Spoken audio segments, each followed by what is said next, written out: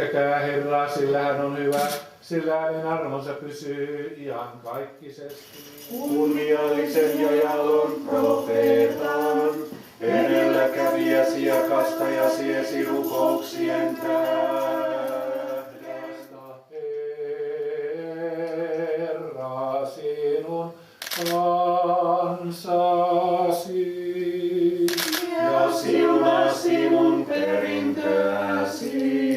Anna seurakunnallesi voittoa vihollisista ja suojele ristilläsi sinun valtakuntasi.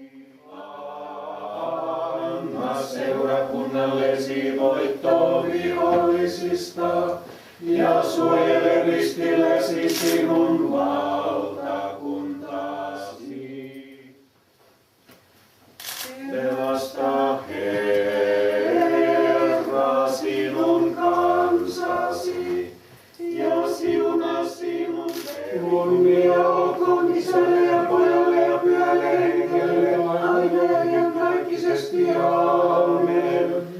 Herra armahda, Herra armahda, Herra armahda, siunaa. Kristus, totinen Jumalamme, puhtaimman äitinsä pyhien korkeasti kunnioitettujen ja kiitettyjen apostolien, pyhien Jumalan kantajaan pyhittäjä Isämme, pyhien korkeasti kiitettyjen apostolien ja kaikkien pyhien esirukouksien tähden, armahtakoon meitä ja pelastakoon hyvyydessään ja ihmisrakkaudessaan.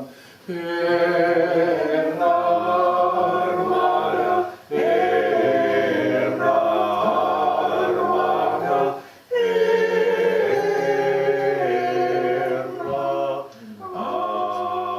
armahda.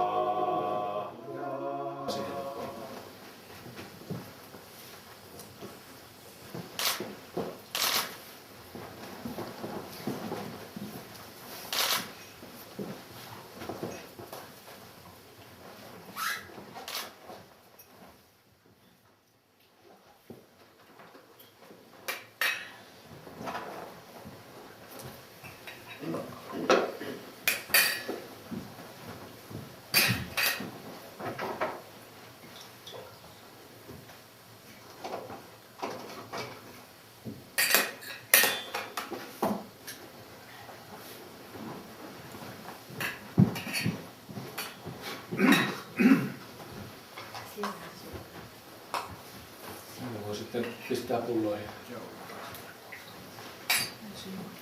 Tuokaa nyt sitten. Kiitos.